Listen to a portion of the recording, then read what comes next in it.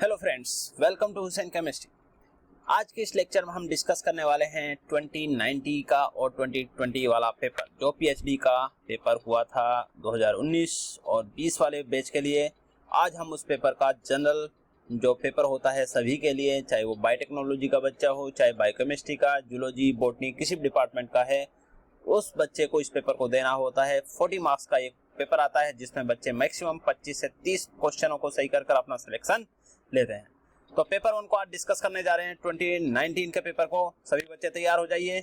इस तरीके से ये देखो क्वेश्चन नंबर अभी आने वाले हैं, पर देख लीजिए 2019 का पेपर है।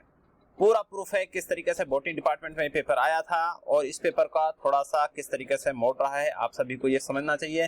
पहले आपको एग्जाम पैटर्न रिलेटेड टिप्स बता दी जाएंगी कि आपको पता होना चाहिए कि एमयू के अंदर दो टाइप के सेक्शन माने जाते हैं। एक होता है सेक्शन ए और एक होता है सेक्शन बी। सेक्शन ए में जनरल एप्टीट्यूड टाइप का क्वेश्चन आता है, जिसके अंदर जनरल साइंस होती है, जिसमें आप इकोलॉजी से रिलेटेड क्वेश्चन पाओगे, माइक्रोस्कोपी से रिलेटेड क्वेश्चन पाओगे। जनरल बायोलॉजी का मतलब है जनरल क्वेश्चन पाना, ठीक है। और माइक्रोस्कोपी हो गई, मेथड एंड बायोलॉजी हो गई, यानी कि टेक्निक से रिलेटेड क्वेश्चन पाओगे, इवोल्यूशन से रिलेटेड भी क्वेश्चन पाओगे, यानी कि मिक्स क्वेश्चन मिलते हैं, यानी कि पूरी बायोलॉजी से क्वेश्चन मिलते हैं। इसलिए बच्चे सेक्शन ए को स्कोरिंग बनाते हैं। इजीली यहाँ पे 25 से 30 क्वेश्चनों को सही करा जा सकता है।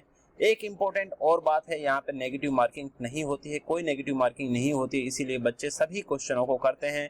बहुत से बच्चों का सिलेक्शन इसलिए छूटता है क्योंकि उनको ये पता नहीं होता है कि यहाँ पे नेगेटिव मार्किंग है या नहीं है। इसलिए बच्चे सिर्फ उन्हीं क्वेश्चनों को ऑप्ट करके जाते हैं जो उन्हें आते हैं। इसी वजह से उनका जो स्कोर होता है वो 35 और 40 के आसपास ही रह जाता है, सिलेक्शन नहीं होता है। सिलेक्शन लाने के लिए, सिलेक्ट होने के लिए 40 मार्क्स चाहिए होते हैं। उसके बाद एक इंटरव्यू होता है, इंटरव्यू के लिए बुलाया जाता है उस बच्चे को। जब इंटरव्यू के लिए बुलाया जाता है तो बच्चा अपना 20 मार्क्स का इंटरव्यू होता है। आप सभी को ये भी पता होना चाहिए कि 40 अगर किसी बच्चे के मार्क्स आ गए तो वो सिर्फ इंटरव्यू के लिए सिलेक्ट हुआ, इसका ये मतलब नहीं कि उसका पीएचडी में सिलेक्शन हो गया। उसके लिए उसे अपनी प्रेजेंटेशन है बहुत अच्छा देना पड़ेगा, ठीक है।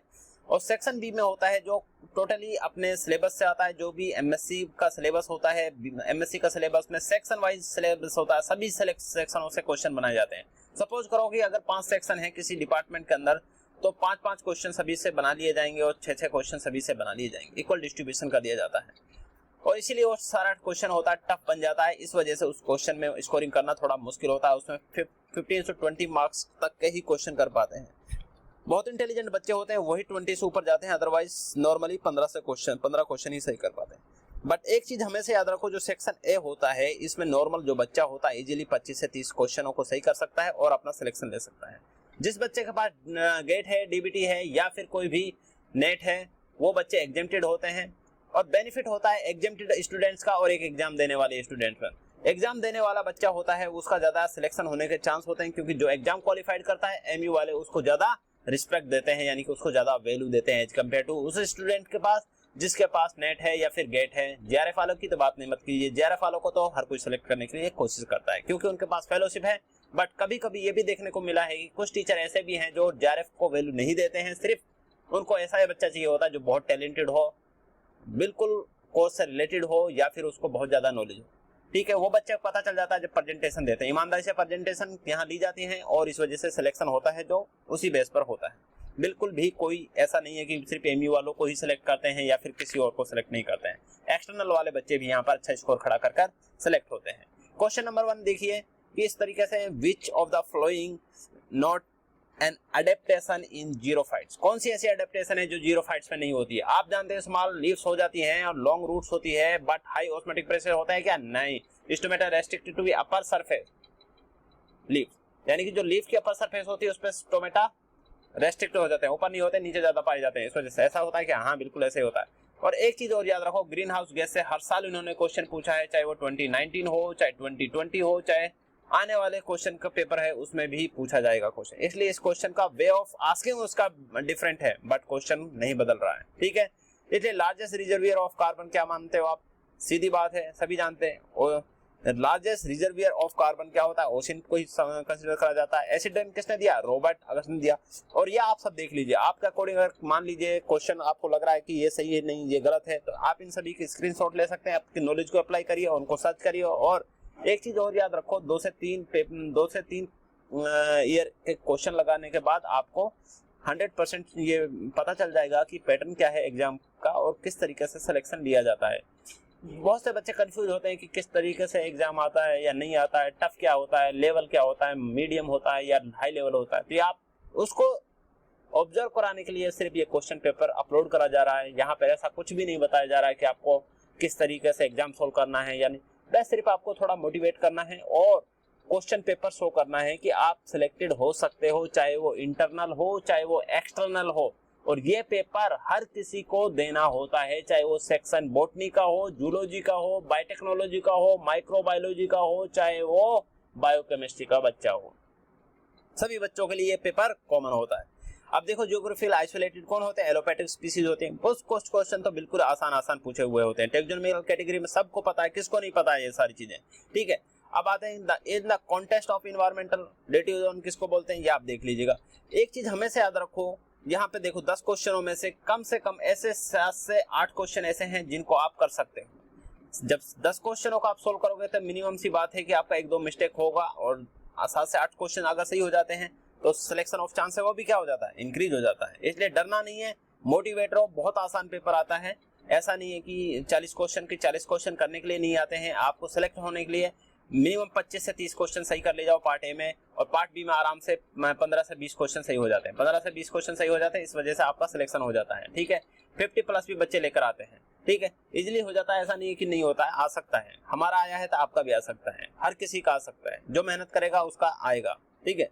अब देखो क्वेश्चन नंबर 11 क्या कहता है कि किस तरीके से पॉपुलेशन से रिलेटेड क्वेश्चन पूछा है। और एक चीज याद रखना, ये क्वेश्चन हर साल पूछा जा रहा है, यानी कि सैंपलिंग कराना उनका हर साल सैंपलिंग के लिए पूछा जाता है और पूछना चाहिए, क्योंकि रिसर्च से रिलेटेड क्वेश्चन है, मेथोडोलॉजी से क्वेश्चन है। और ये भी देखो किस तरीके से उन्होंने क्वेश्चन को पूछा है, ये भी सैंपलिंग से रिलेटेड ही क्वेश्चन है, ठीक है। आप इन सभी क्वेश्चनों को देख लीजिएगा। थोड़ा mode median, mean mode median, इन तीनों चीजों पे भी देखना, इस बार इससे भी क्वेश्चन पूछने के पूरे चांस है। माइक्रोस्कोपी को थोड़ा सा अच्छे से लिख लो, क्योंकि माइक्रोस्कोपी का दीवाना है अलीगढ़ मुस्लिम यूनिवर्सिटी। इसमें आपको देखने को मिलेगा कि कम से कम 10 क्वेश्चन के आसपास सिर्फ माइक्रोस्कोपी से रिलेटेड क्वेश्चन होंगे, 10 क्वेश्चन के आसपास सिर्फ इकोलॉजी से रिलेटेड क्वेश्चन होंगे, बाकी 10 क्वेश्चन होंगे जो कि मेथड बायोलॉजी, मतलब जिसमें आपका टेक्निक्स होती हैं या फिर किस तरीके से सैंपलिंग करी जाती है या फिर कौन सी टेक्निक का क्या यूज होता है, उससे रिलेटेड होते हैं। और 10 क्वेश्चन आते हैं और इसमें क्या होता है, डे और डेट के ऊपर भी क्वेश्चन पूछ लेता है। कौन सी डेट को क्या हुआ था, इन्वायरमेंटल डे क्या सेलिब्रेट करा जाता है, कौन सा डे पे ओजोन डे सेलिब्रेट कब करा जाता है, फॉरेस्ट डे सब सेलिब्रेट कब करा जाता है। और एक चीज और बता देते हैं आपको, हमने 2020 का पेपर अपलोड कर दिए हैं और 2019 का बॉटनी का पेपर भी अपलोड हो चुका है, जूलॉजी का अपलोड हो चुका है, और जनरल एप्टीट्यूड वाला था पेपर सभी के लिए है, जो 2019 और 20 दोनों के पेपर अपलोड हो चुके हैं। तो आप इन 2 पेपरों को ही एनालिसिस करके आपको पता चल जाएगा पार्ट ए क्या है। और हम आने वाले वीडियोस में हम बायोटेक्नोलॉजी का पेपर भी अपलोड करने वाले हैं, बायोकेमिस्ट्री का पेपर भी अपलोड करने वाले हैं। इसलिए हमारे चैनल को जरूर सब्सक्राइब कर लीजिए। हुसैन केमिस्ट्री को सब्सक्राइब करो और लाइक करो, और जो सब्सक्राइब वाली रेड बटन है उसको दबा के मारो, ठीक है, तब जार कुछ होगा। अब आता है animal that can regulate their body temperature but limited extent only, उन्हें क्या बोलते हैं सभी जानते हैं, ठीक है। वेवलेंस से रिलेटेड क्या है, ये क्वेश्चन भी देख लीजिए। कौन सी टेक्निक से क्या आइडेंटिफाई करा जाना है, बताएं आपको। माइक्रोस्कोपी 2-3 क्वेश्चन भरे हुए हैं माइक्रोस्कोपी से एक जगह पर ही। तो बच्चे को मोटिवेशन मिलता है जब उसके रिलेटेड टॉपिक्स को वो पहले से ही पढ़ लेता है। कुछ बच्चे ऐसे होते हैं जो सिलेबस निकाल के बैठ जाते हैं और फिर सिलेबस को याद करने लग जाते हैं। भाई अपना जेआरएफ पे फोकस करो, आप लोगों को जेआरएफ से पीएचडी करना अच्छा रहेगा, ठीक है। जेआरएफ निकालो, नेट निकालो, अच्छे एग्जाम क्वालिफाइड करो, ठीक है, उसके बाद पीएचडी करो, तो ही आपको फेलोशिप मिलेगा, तो आपको पीएचडी बहुत अच्छा लगेगा। और पीएचडी कब में हो जाता है पता भी नहीं चलता। अदरवाइज अगर फेलोशिप नहीं होती है, नॉन नेट फेलोशिप होती है 8000 वाली, उसमें बहुत प्रॉब्लम आती है, ठीक है। तो आप लोगों को थोड़ा मेहनत करके जेआरएफ लीजिए, जहां पर आपको 31+ एचआरए मिले और ऊपर से आपको कंटीजेंसी भी 20,000 मिलती है, और इसकी मेहनत करोगे तो और भी ज्यादा मिलता है, ठीक है। और अगर प्रोजेक्ट वगैरह आ जाए तो लैब के अंदर, तो फिर मजे ही मजे उस बच्चे के। तो इतना मिलता है, और साथ में आप लगे रहो, मेहनत करते रहो, और आपने रिसर्च पेपर पब्लिश कराओ, रिव्यू पेपर लिखो, सिनॉप्सिस लिखो, सारी काम करते रहो, ठीक है। और गाइड भी करते रहो। अगर किसी को टीचिंग करने का एक्सपीरियंस है तो 1-2 घंटा पढ़ा भी सकता है वो बच्चा पीएचडी के साथ साथ। अब आती है स्ट्रेटेजी, किस तरीके से एमयू के एंट्रेंस पेपर की तैयारी करनी चाहिए। सिंपल मेरा सही यही है कि सेक्शन ए और बी को टारगेट करो, सेक्शन ए पर ज्यादा फोकस करना है, पार्ट ए को सबसे ज्यादा टारगेट ए को करो, पार्ट बी में सिर्फ नॉर्मल जो आपको आता है अच्छी बात है, जो नहीं आता उसको याद करने की जरूरत नहीं है। वो टॉपिक जरूर याद कर लेना जो पीएचडी के टॉपिक सिमिलर हैं किससे, जेआरएफ से, या फिर ऐसे कोई एग्जाम जो आप दे रहे हो उसमें वो टॉपिक्स आते हैं, तो उन टॉपिक्स को तो पढ़ लीजिए। बाकी एक्स्ट्रा टॉपिक्स जो दी गए हैं स्पेशलाइजेशन के, उन टॉपिकों को पढ़ना बेवकूफ़ी है। एक चीज और नहीं बताई मैंने आपको, पार्ट जो बी होता है, जो पेपर नंबर 2 आता है, उस पेपर में जितने भी डिपार्टमेंट के सेक्शंस होते हैं, जैसे बॉटनी हो, जूलॉजी हो, हर किसी में 5-5 सेक्शंस हैं, तो सेक्शन वाइज क्वेश्चनों को दिया जाता है, इसलिए वो पेपर का जो लेवल होता है वो थोड़ा इंक्रीज हो जाता है। ठीक है, इंक्रीज तो लेवल नहीं होता है, बट क्या होता है कि हम स्पेशलाइजेशन में मान लीजिए कोई बच्चा फिशरी का है तो फिशरीज के बारे में ज़्यादा पढ़ता है एज कम्पेयर टू एंटो और नेमेटोड के बारे में, इसलिए उसका सिलेक्शन होता है, वो सिर्फ ज़्यादा क्वेश्चनों को सोल्व नहीं कर पाएगा। बट पार्ट एक ऐसा पेपर है जो कि जनरल होता है सभी के लिए, चाहे वो बायोटेक्नोलॉजी बच्चा हो, चाहे बायोकेमिस्ट्री हो, चाहे बॉटनी हो, चाहे जूलॉजी हो। तो इसलिए लाइफ साइंस के जो पेपर होता है, यानी कि जो सिंपल बायोलॉजी और मान के चलें तो हम बायोलॉजी पूछी जा रही है, उसमें स्कोर करना इजी है as compared to specialization part B में करने। इसलिए नेगेटिव मार्किंग होती नहीं है, ये भी क्वेश्चन छोड़ना नहीं है, सभी क्वेश्चनों को करके रहना है और इजीली सिलेक्ट हो जाओगे। 40 नंबर पर सिलेक्शन हो जाता है, और जितना आप ज्यादा करोगे अच्छी बात है। और जो बच्चे गेट क्वालिफाइड होते हैं, नेट क्वालिफाइड होते हैं, जेआरएफ क्वालिफाइड होते हैं, उन्हीं सभी बच्चों को 40 मार्क्स ही दिए जाते हैं। और अब 20 मार्क्स का होता है इंटरव्यू, जिसमें कि बच्चे को प्रेजेंटेशन बनानी होती है एक टॉपिक पर, जो भी उस बच्चे का इंटरेस्ट है उस टॉपिक पर प्रेजेंटेशन बनानी होती है, और फिर उसको रिप्रेजेंट करना होता है अच्छे से। अगर बच्चा अच्छे से रिप्रेजेंट करता है, चाहे वो इंटरनल हो चाहे एक्सटर्नल हो, उसका सिलेक्शन डेफिनेटली होगा। ऐसा नहीं है कि सिर्फ इंटरनल वाले बच्चों का ही सिलेक्शन होता है, एक्सटर्नल वाले बच्चों का भी नहीं होता। हमने ऐसा देखा है यहाँ पे, जो एक्सटर्नल बच्चे आते हैं बहुत इंटेलिजेंट होते हैं, उनको सिलेक्शन हमने देखा है अच्छी रैंक से होते हुए, अच्छे टीचर्स उनको सिलेक्ट करते हैं। एक चीज हमेशा याद रखो, बच्चा अगर इंटेलिजेंट है तो उसको अच्छा टीचर लेगा। यहाँ के जो कुछ अच्छे टीचर हैं जो बहुत अच्छा रिसर्च कराते हैं, वो सिर्फ एक्सटर्नल बच्चों पर ही ज्यादा फोकस करते हैं, ना कि इंटरनल बच्चों पर। इंटरनल बच्चों को कम ही लिया जाता है। अब क्वेश्चन नंबर 26 देखिए, the molecular weight of polymer. देख लीजिए क्या किस तरीके से आंसर पूछेगा। अब ऐसे क्वेश्चन के सारी चीजों को पढ़ लीजिए, हो सकता है कि इस साल ये आंसर जा रहा है तो नेक्स्ट साल कुछ क्वेश्चन में चेंज लाया जाएगा, आंसर हो सकता है ये भी हो जाए। ठीक है, तो हर एक ऑप्शन को थोड़ा देख लीजिए, क्योंकि एमयू वालों के पास वैरायटी कम है और एग्जाम जो बनाते हैं ये वही बनाते हैं घिसा पिटा। 2 से 3-4 साल के पेपरों को रिवीजन करा लीजिए, उन्हीं से पूरा पेपर बन जाता है, उन्हीं में से पूरा पेपर पूछा जाता है, लेवल हाई नहीं होता है। और मैं आने वाले वीडियोस में सारे पेपर अपलोड कर दूंगा। बायोटेक्नोलॉजी का भी पेपर आने वाला है जल्दी ही, बायोकेमिस्ट्री से रिलेटेड भी पेपर अपलोड होंगे, बॉटनी से रिलेटेड होंगे, जूलॉजी का अपलोड हो चुके हैं, और पार्ट ए के 2020 और 2021 दोनों पेपर अपलोड हो चुके हैं। 2021 वाला भी अपलोड हो चुका है और 2019 वाला ये अपलोड हो रहा है। ठीक है, तो जो बैच 2019-20 वाला बैच है वो ये पेपर देकर सिलेक्ट हुए थे। 2020-21 वाला जो हमारा बैच था वो ये पेपर वो अपलोड हो चुका है, उसको सिलेक्ट करा था। उनमें बच्चों ने 50 तक का स्कोर करा है, हाईएस्ट स्कोर जाता है बच्चों का 50, 52, 53 तक स्कोर होता है, इससे ज्यादा स्कोर नहीं होता किसी का भी। ठीक है, बेस्ट सिलेक्शन इजीली हो जाता है। आप देख लीजिएगा, कुछ क्वेश्चन बिल्कुल सिंपल आते हैं, जैसे ये देखो, क्वेश्चन बहुत ही आसान भी आते हैं, कुछ क्वेश्चन ऐसे आते हैं जिनका लेवल कुछ माना जाता है। बस लगे रहो, मेहनत करते रहो, डटे रहो। लगे रहोगे, मेहनत करते रहोगे तो आपका सिलेक्शन डेफिनेटली होगा। और जो बच्चे सिर्फ 20-21 का जो फॉर्म जिन्होंने बच्चे ने भरा है, वो सिर्फ वही भरेंगे जिनकी जो मास्टर है वो 2020-21 में हुई है।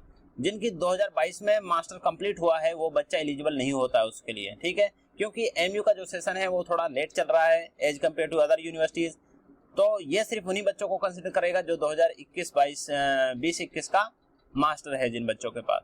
तो कुछ बच्चों का एडमिट कार्ड आएगा, उस पर लिखा होगा you are not eligible for the test, तो कंफ्यूज नहीं होना। तो ये बात क्लियर है आप लोगों के लिए।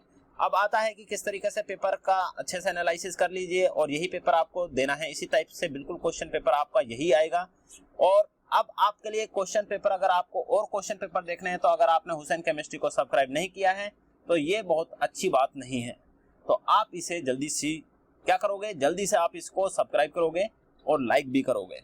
अच्छे बच्चे हमेशा सब्सक्राइब कर लेते हैं और इससे कोई घाटा भी नहीं होने वाला है। ऐसा नहीं है कि आपका फ़ोन है वो कोई चोरी कर ले जाएगा या फिर कुछ और हो जाएगा, ऐसा नहीं है। ठीक है, आप सब्सक्राइब करिए चैनल को, और ताकि आपको और वीडियो मिले। और आपका पता है, अगर गलती से इसमें से 2-4 क्वेश्चन वही छपे आगे जो आप यहाँ पे पढ़ते हो, तो आपका सिलेक्शन हो जाएगा, और सिलेक्शन होने के बाद आप भी डॉक्टर बन जाओगे। आपके नाम